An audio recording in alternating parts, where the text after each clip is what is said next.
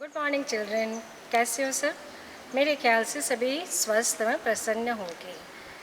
आज मैं तुम्हें नया रास्ता उपन्यास के बारे में संक्षिप्त जानकारी दे रही हूँ। तुम्हें दो पुस्तकें मिली होगी, एक एकांकी संचय और दूसरा नया रास्ता। नया रास्ता जो है उपन्यास है। तो आज मैं उस उपन्यास के बारे में यह बताऊंगी, उसके चरित्र जिसके बारे में लिखा गया है और उपन्यास और कहानी में अंतर क्या है। अभी तक तुम लोगों ने कहानियाँ पढ़ी होगी लेकिन उपन्यास नहीं पढ़ा होगा, तो उसके बीच में अंतर बताते हुए मैं यह नया रास्ता उपन्यास शुरू करने जा रही हूँ। यह एक सामाजिक उपन्यास है जो कि दहेज प्रथा पर आधारित है। गुड मॉर्निंग चिल्ड्रन, कैसे हो आप सभी? मेरे ख्याल से आप सभी स्वस्थ एवं सुखी होंगे। आप लोगों को हिंदी 2 की 2 पुस्तकें मिली होंगी, एक एकांकी संचय और दूसरा नया रास्ता उपन्यास। तो आज मैं तुम्हें नया रास्ता उपन्यास के बारे में संक्षिप्त जानकारी दे रही हूँ। यह उपन्यास 26 अध्याय में बटा हुआ है। यह सुषमा अग्रवाल द्वारा लिखित है। पहले तो हम समझेंगे कि उपन्यास होता क्या है। इसके पहले आप लोगों ने कोई उपन्यास शायद नहीं पढ़ा होगा, अब तक कहानियाँ पढ़ते आ रहे हो। तो उपन्यास और कहानी में हम अंतर समझेंगे। कहानी में जीवन के किसी एक खंड का चित्रण होता है और उपन्यास में संपूर्ण जीवन का चित्रण होता है। कहानी में केवल एक ही मुख्य कथा होती है। उपन्यास में अन्य प्रासंगिक कथाएं भी होती है। कहानी का आकार लघु होता है, उपन्यास का आकार दीर्घ होता है। कहानी एक ही बैठक में पढ़ा जा सकता है, उपन्यास को एक बैठक में पढ़ा नहीं जा सकता। कहानी में जीवन की वास्तविकता होती है, उपन्यास में जीवन की काल्पनिक कथा भी होती है। कहानी उदाहरण काकी, काबलीवाला, ईदगाह आदि आप लोगों ने पढ़ा होगा। उपन्यास का उदाहरण है नया रास्ता, गोदान, गबन आदि। जैसे तुम लोगों ने ईदगाह कहानी पढ़ी थी, वह ईदगाह कहानी कैसी थी? छोटी सी, जिसे कि हम एक बार में पढ़कर ख़त्म कर सकते थे। और इसमें हामिद के ऊपर ये कहानी थी जिसमें कि ईदगाह जाने की और उसके सामान खरीदने की ही कहानी थी। लेकिन ये नया रास्ता जैसे कि एक उपन्यास है, इसमें मीनू के संपूर्ण जीवन की कहानी है। तो इस प्रकार तुम्हें अंतर समझ में आ गया होगा कि उपन्यास और कहानी में अंतर क्या होता है। दूसरी मुख्य बिंदु है कि नया रास्ता लिखने का कारण क्या था। नया रास्ता लेखिका ने क्यों लिखा? आखिर ऐसी क्या बात हुई कि उन्होंने यह उपन्यास लिख डाला? किसी भी कार्य के करने के पीछे कोई प्रेरणा होती है। लेखिका ने एक दिन समाचार पत्र में एक समाचार पढ़ा जिसमें दहेज न देने पाने के कारण एक युवती का विवाह नहीं हो पा रहा था, जिसके कारण घर में तनाव रहता था। उससे छुटकारा पाने के लिए लड़की ने आत्महत्या कर ली। उस घटना ने लेखिका के हृदय को अंदर तक आहत कर दिया। यह उपन्यास लेखिका के विचारों के मंथन का परिणाम ही है। लेखिका को यह अनुभव हुआ कि दहेज जैसी कुप्रथाओं के लिए पुरुष वर्ग तो दोषी है ही, पर नारी में भी नव चेतना तथा जागृति का अभाव है। लड़कियां माता पिता को तनाव से मुक्त करने के लिए आत्महत्या कर लेती है। क्या इससे उनके माता पिता तनाव मुक्त होते हैं? नहीं, यह युवतियों की कायरता है और इसके माता पिता में आत्मग्लानि का भाव जागता है और वे आजीवन स्वयं को क्षमा नहीं कर पाते हैं। लेखिका के अनुसार दहेज के दानों को पछाड़ने के लिए युवतियों को साहस से काम लेना चाहिए। इसके लिए उच्च शिक्षा प्राप्त कर अपने पांव पर खड़ा होना चाहिए। इससे समाज में उनका महत्व भी बढ़ेगा। नया रास्ता उपन्यास में मीनू के चरित्र के द्वारा लेखिका ने यही उदाहरण प्रस्तुत किया है और वह उसमें सफल भी हुई है। तो यही कारण था नया रास्ता लिखने का कारण। उसके बाद है संक्षिप्त जानकारी के साथ सारांश। नया रास्ता सुषमा अग्रवाल द्वारा लिखित एक ऐसा उपन्यास है जो सामाजिक दहेज प्रथा पर आधारित है। मनुष्य द्वारा बनाए गए सामाजिक रूढ़ियों में दहेज प्रथा एक प्रमुख समस्या है। माता पिता अपनी पुत्री को घर बसाने के लिए अपनी इच्छा अनुसार कुछ सामान और धन देते हैं, लेकिन कुछ लालची एवं स्वार्थी लोगों ने इसे कुप्रथा बना दिया है। आज माता पिता दहेज अपनी इच्छानुसार नहीं बल्कि लड़के वालों को खुश करने के लिए देते हैं। युवावस्था में प्रत्येक नव युवती आकर्षक एवं रंग बिरंगे सपने देखती है। यदि वर पक्ष दहेज का लालची हुआ तो उसके सपने चूर चूर हो जाते हैं। यह उपन्यास इस कहानी की मुख्य पात्र मीनू के जीवन पर आधारित है, जो परिस्थितियों के आगे घुटने नहीं टेकती। पड़ोसियों रिश्तेदारों के ताने सुनकर भी चुप नहीं बैठ जाती। अपने लगन एवं परिश्रम से वह उच्च कोटि की वकील बनती है। अमित जैसे युवा अपने माता पिता को सही रास्ता नहीं दिखा पाते, वरन चुप रहकर तमाशा देखते रहते हैं। कई बार चाह कर भी अपने माता पिता के सामने बोल नहीं पाते। इसका परिणाम मीनू जैसी लड़कियों को सहना पड़ता है।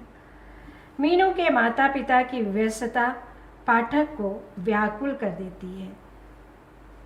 अमित की माता धनी व्यक्ति धनीमल को शादी में 5 लाख लगाने की बात सुनकर उनकी तरफ झुक जाती है। अमित के पिता को मीनू अच्छी लगती है, लेकिन अपनी पत्नी का बदलता रूप के सामने विवश हो जाती हैं। यदि हम इस उपन्यास के नया रास्ता के सारांश के बारे में बात करें तो वह कुछ इस प्रकार है। आप सभी ध्यान से सुने। मीनू की बचपन में ही पढ़ाई में रुचि थी। वह सदैव कक्षा में प्रथम आती थी। एमए की परीक्षा में उसने प्रथम श्रेणी में ही पास की थी। वह सिलाई, बुनाई, कढ़ाई, खाना बनाना तथा पेंटिंग आदि सभी कामों में भी निपुण थी। पर शादी के लिए जब उसे कोई लड़का देखने आता तो कद काठी में पतली, छोटी सी दिखने वाली तथा सांवली होने के कारण वह मीनू को अस्वीकार कर देता था। उसकी छोटी बहन आशा रंग रूप में मीनू से कहीं ज़्यादा सुंदर थी। मायाराम जी जब अपने पुत्र अमित के रिश्ते के लिए पत्नी सहित उसे देखने आए तो अमित के हृदय में मीनू का भोला भाला चेहरा समा गया। मायाराम जी जब वापस जाने लगे तो दयाराम जी के यह पूछने पर, भाई साहब आपका क्या जवाब रहा? उन्होंने कहा कि घर जाकर विचार करेंगे और उसके बाद उन्हें पत्र लिखेंगे। मायाराम जी जब अपने घर पहुंचे तो उन्होंने देखा कि मेरठ शहर के एक धनी व्यक्ति उनकी प्रतीक्षा कर रहे थे। उन्होंने अपनी सबसे छोटी पुत्री सरिता का रिश्ता अमित से कर देने का प्रस्ताव रखा तथा यह भी बताया कि वे शादी में 5 लाख रुपए खर्च करेंगे।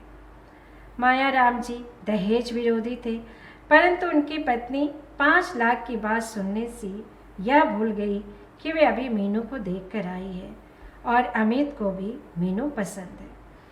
मायाराम जी की पत्नी ने अपने पति को विवश कर दिया कि वे किसी भी तरह से मीरापुर वाला रिश्ता अस्वीकार कर दें। पत्नी के सुझाव पर मायाराम जी ने दयाराम जी को पत्र लिखा कि उन्हें उनकी छोटी बेटी पसंद है। यदि वे उनके यहाँ शादी करना चाहते हैं तो मीनू से नहीं बल्कि आशा से करते। दयाराम जी घर के सभी सदस्यों का सलाह मानकर इस नए प्रस्ताव को पक्का करने के लिए मेरठ गए तो वहाँ पे उन्हें पता चला कि उन्होंने अमित का रिश्ता धनीमल जी की बेटी सरिता से पक्का कर दिया है। धनीमल जी शादी में 5 लाख रुपए खर्च करेंगे। घर पहुंचने पर दयाराम जी का उदास चेहरा तथा वास्तविकता जानने पर सबका हृदय मायाराम जी के परिवार के प्रति घृणा से भर गया।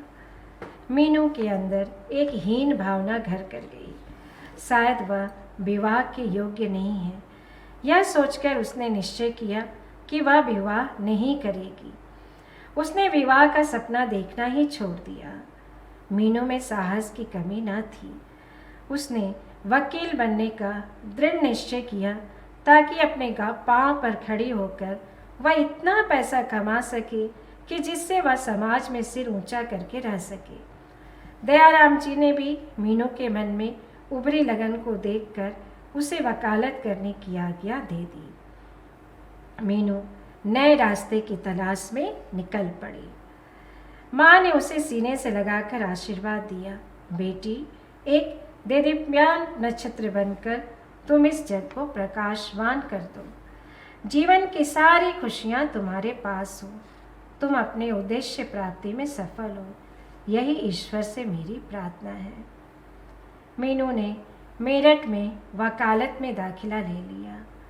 माँ के आशीर्वाद से उसने पहली, दूसरी और अंतिम परीक्षा भी प्रथम श्रेणी में उत्तीर्ण की और फिर मेरठ में ही वकालत करने लगी। 8 महीनों में ही मीनू ने वकालत में अपनी धाक जमा ली। उसकी आवाज़ में जोश था, काम करने में उत्साह था। उसकी प्रतिभा के चर्चे चारों ओर फैल गए थे। उसकी रोवीली आवाज़ ने सबके मन को मोह लिया था। साधारण से दिखने वाली मीनू को देखकर कोई भी व्यक्ति विश्वास नहीं कर सकता था कि वह इतनी साहसी होगी।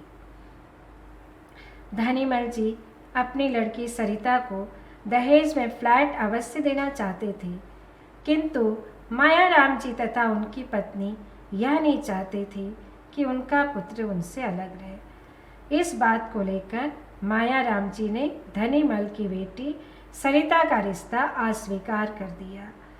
अमित ने उसके बाद शादी के लिए कोई और लड़की देखने का प्रयास ही नहीं किया। वकालत की अंतिम वर्ष की परीक्षा का अंतिम पेपर देने के बाद मीनू अपनी सहपाठी माया के प्रस्ताव पर उसके साथ पिक्चर देखने चली गई। वहाँ से आने पर अपनी पुरानी मित्र नीलिमा से मीनू को पता चला कि अमित की कार का एक्सीडेंट हो गया है। उसकी हालत बहुत नाजुक है। मीनू अमित को मेडिकल कॉलेज में देखने जाती है। अमित अपनी व्यथा कथा मीनू को बताता है। अमित को आत्मग्लानि महसूस होती है। मीनू के हृदय से उसके प्रति घृणा के भाव समाप्त हो जाते हैं। अंत में मायाराम जी दयाराम जी से क्षमा याचना करते हुए अमित का रिश्ता मीनू से कर देने की प्रार्थना करते हैं। दयाराम जी अपनी पुत्री मीनू से बात कर उसकी राय जानना चाहते हैं। मीनू के अपनी माँ से यह कहने पर कि जैसा वह उचित समझे वैसा ही करे, उसके माता पिता चैन की सांस लेते हैं। शादी की तिथि निश्चित हो जाती है। मीनू दुल्हन बनकर अपने पति के साथ ससुराल चली जाती है। तो यह थी कहानी नया रास्ता उपन्यास का सारांश। अब हम दूसरे पॉइंट शीर्षक की सार्थकता उपन्यास का उद्देश्य के बारे में बात करेंगे कि यह उपन्यास का उद्देश्य क्या है, लिखने का कारण क्या है। नया रास्ता उपन्यास का मुख्य उद्देश्य निराश तथा हतोत्साही युवतियों में आशा का संचार करना है। रंग रूप ईश्वर द्वारा प्रदत्त है, पर उसके गुणों से संवारना अपने हाथ में है। लेखिकाओं का उद्देश्य यह बताना भी है कि युवतियों को अच्छी तरह पढ़ाई नहीं करनी चाहिए, अपितु सिलाई, बुनाई, कढ़ाई, पाक कला तथा संगीत और नृत्य जैसी कलाओं में भी पारंगत होना चाहिए। यह सब उनके हाथ में है। कुशल एवं योग्य लड़की से विवाह अनेक युवक करना चाहते हैं, क्योंकि प्रत्येक व्यक्ति न तो धन का लालची होता है और न ही रूप सौंदर्य का। साधारण रूप रंग वाली मीनू के गुणों के कारण ही अमित विवाह के लिए उसकी प्रतीक्षा करता है, अन्यथा वह किसी से भी विवाह कर सकता था। दहेज प्रथा के कारण बहुत सी लड़कियां निराश होकर अपने प्राण दे देती है। नया रास्ता उपन्यास में लेखिका का उद्देश्य दहेज का विरोध करना है। अमित अपनी मौसी की बहू का उदाहरण देता है, जो एक बड़े घर की बेटी है तथा सुंदर भी है। उसके कारण मौसी घर की नौकरानी बनकर रह गई है। बहू को क्लब जाने से अवकाश नहीं है। माँ बन जाने पर भी मौसी ही उसका बच्चा भी संभालती है। इस प्रकार लेखिका ने दहेज प्रथा का विरोध किया है। सरिता के पिता अपनी बेटी को 3 लाख का फ्लैट देकर अमित को उसके माता पिता से अलग करना चाहते हैं। सरिता के कारण अमित के माता पिता ने मीनू जैसी सद्गुणी लड़की को ठुकराया था, जिसका उन्हें बहुत पछतावा हुआ और अंत में फिर मीनू के माता पिता से क्षमा मांगकर अमित का मीनू से ही विवाह कराकर लेखिका अपने उद्देश्य में पूरी तरह सफल हुई है। तो यह है उपन्यास का उद्देश्य। तो आज हम लोगों ने 2-3 मुख्य बिंदुओं पर विचार किया, उसे आप सभी ध्यान से सुनेंगे और पढ़ेंगे और अपनी नोटबुक में कहानी का उद्देश्य और उसके प्रेरक तथ्य लिखेंगे। धन्यवाद।